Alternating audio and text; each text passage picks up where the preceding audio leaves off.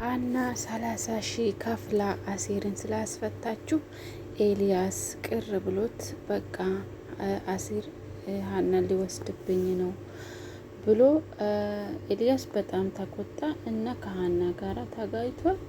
ቢሆንም ግን መጨረሻ ላይ የኤልያስ ጓደኛ ለአሴር ኤልያስ ብር እየላከለት ነበረ። በዛ ምክንያት ነው ከአባትሽ ጋር መዋል ጀመረ ብሎ ስላስረዳት እሷም ደግሞ ሀሳቧን እየቀየረች ይመስለኛል።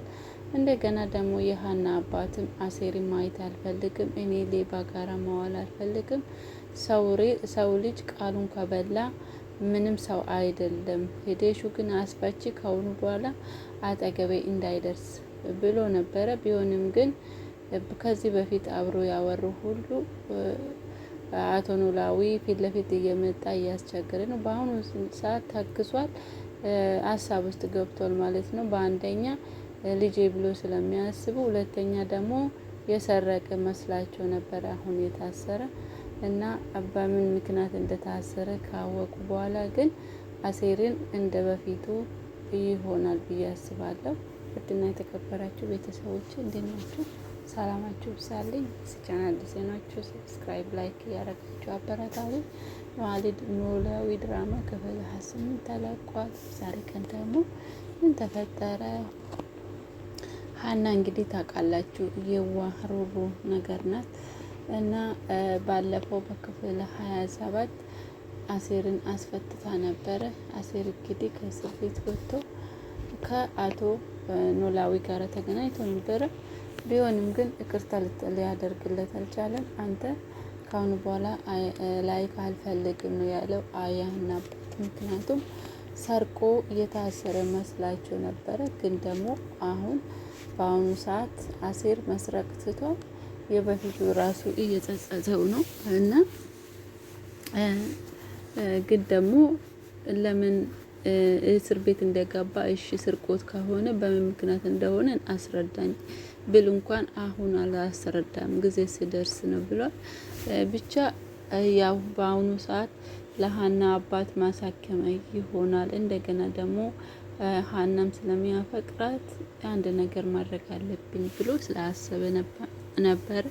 ቢሆንም ግን መልካሙ እንግዲህ አልፈቀደለትም። እስር ቤት ነው የወረወረው። እንኳን ብር መስጠት አይደለም ድጋሜ ሀና ለአባቷ ያስቀመጠች ብር ለወጪ ተዳረገ እና ብቻ እንደዛ ነው።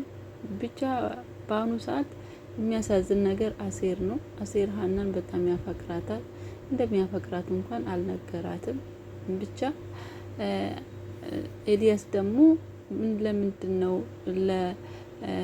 ለአሴር እንደዚህ ያደረግሽለት? ለአባትሽ ያስቀመጥሽ ብር እንዴት ከፍለሹ ታስወጫለሽ ብሎ አሰበ። እንደገና ደግሞ እኔ በጣም ቀናው፣ እንደው አሴር አንቺን ይወስድብኛል ብዬ ፈርቻለሁ ብሎ ስል እኔና አንተ መካከል ምንም ነገር ፍቅር ጉድኝነት የለም፣ ስለዚህ የሚያስቀና ነገር የለም፣ ግን አንተ አስተሳሰብ በጣም ያሳዝናል ብላ አኮርፋ ነበር። ቢሆንም መጨረሻ ላይ እንግዲህ ይቅርታ እንደምታደርግለት ተስፋ አለኝ። ኤልያስ ግን ለሀና ብዬ ስለመጣሁ ሀና ደግሞ ተወኝ ስላለችኝ እኔ ወደ አገሬ ወደ ደሴ ልመለስ ብሎ እየተዘጋጀ ነው። ጓደኛ ግን ተረጋጋ ብሎ ሀና ጋር ሄዶ ብዙ ነገርን ነገራት እና የኤልያስ ጓደኛም ሰው ያደረገ ኤልያስ ነውና ብር ሰጥቶ ቢከስር እንኳን አበረታ ብሎ ያበረታታ እሱ ስለሆነ አሴርም ደግሞ ከመሬት ተነስቶ ስላኮረፈው ምን አጥፍቼ ነው? አንተ ጥሩ ሰው ነህ፣ ለእኔ ብዙ ነገር አድርገሃልና እኔ ላስቀይም አልፈልግም ብሎ ይቅርታ ቢጠይቅ እንኳን ኤልያስ ግን ተበሳጭቷል። ሀናን ይወስድብኛል ብሎ ምክንያቱም ሀናም ደግሞ አሴር ማለት ለእኔ ትልቅ ቦታ ያለ ልጅ ነው። እንደገና ደግሞ ለአባቴም ትልቅ ቦታ ያለ ልጅ ስለሆነ አስፈታለሁ፣ እዚህ ውስጥ አትግባ፣ ይሄ ነገር አይመለከትም ብላ ስለመለሰችለት፣ ስለዚህ ኤልያስ ደግሞ በጣም ደንግጧል። እንደገና ደግሞ የወይዘሪት ሜላት ምናሴ እንግዲህ የሀናን ጭንቀት አይቶ ሀናን ቤት ስጠይቃት የኛ ልጅ የሆነ ልጅ እኛ ወደኛ ቅርብ ነውና 30 ሺህ ካላመጣችሁ መፍታት አንችልም ብሎ ታስሯል እና ለዛ ነው የተጨነቅኩት ብላ ለምናሴ ስትነግረው፣ ምናሴ ደግሞ ለእናቷ ትነግረው፣ እናቷ አሁን ሀና በጣም ነው የምትወደው እና እንደገና ደግሞ በጣም እንድትወድ ያደረገው ደግሞ ምናሴ ነው። ምናሴ ብዙ ጊዜ በምክር እናቷን ይደግፋታል። ሀና እኮ በጣም ጥሩ ልጅ ናት፣ እኔም በሀና ምክንያት ነው የዳንኩት ብሎ ብዙ ነገር ሲያስረዳው፣ እሷ ደግሞ አሁን አግዛታለሁ 30,000 እሰጣታለሁ እያለች ነው። ቢሆንም ግን ሀና እኔ ከፍዬ አስወጥቻለሁ፣ ብሩን አግኝቻለሁ፣ ከአሁኑ በኋላ ደግሞ ከኔ ጋር መልፋት የለብሽም ብላ ለወይዘሪት ሜላት መለሰችላት። እንግዲህ ወይዘሪት ሜላት የሀና እናት ስትሆን ስታቅ ምን ይሰማታል? ሀናም አታቅም፣ ወይዘሪት ሜላትም አታቅም።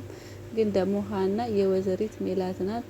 ብቻ ምን አይነት ድንቅ ልጅ ናት፣ እንደዚህ የተባረከች ልጅ ብላ ከፎቶን እያየች ያው የጠፋች ልጅ እያየች ከሷ ጋር እያወራች ነበረ፣ ሀናን እያደነቀች። ሀና ግን ዞራ ዞራ እሷን መሆኗን አላወቀችም። ግን ስታቀን ሀናም ወይዘሪት ሜላትም ምን እየሆነ እያለ ታውቃለች እና እናቷን ይበልጥ ትወዳታለች ብዬ አስባለሁ። እንደገና ፍቅርና አሴር እንግዲህ ተገናኝቶ ነበረ በዛሬ ቀንም። እንደገና ሀና ለአንተ ምን ናት? ፍቅረኛ ናት ወይ?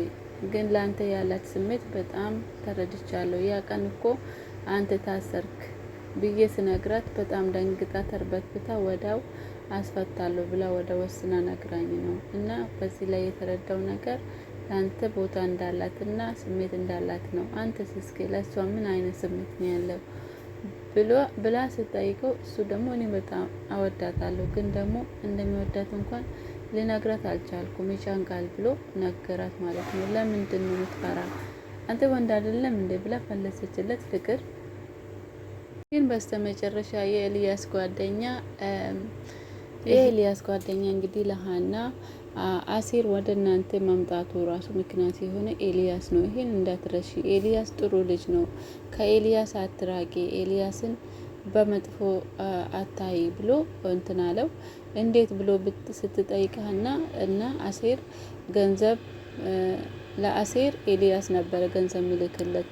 ያ ነገር ደግሞ ከአባትሽ ጋራ እንዲዋል አድርጓል።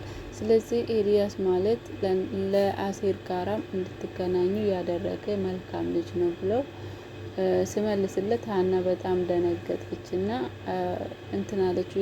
የተናገረችው ነገር ለኤልያስ አለና አሴር ደግሞ ይሄ የኤልያስ ጓደኛ እኔ እንደዚህ ብዬ ለሀና ነገር ያለው ኤልያስ ላንተ ብር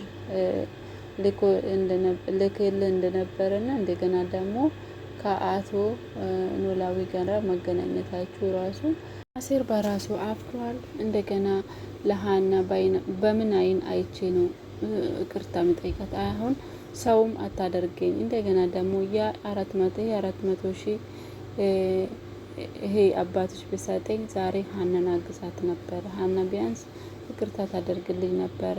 እኔ አሁን የማረባ ሰው ሆኜ የተገኘው በአንቺ ምክንያት ነው ብሎ ለፍቅር አይንሽ ላይ አልፈልግም፣ ሁለተኛ አጠገቤ አትድረሽ ብሎ ተበሳጭቷል።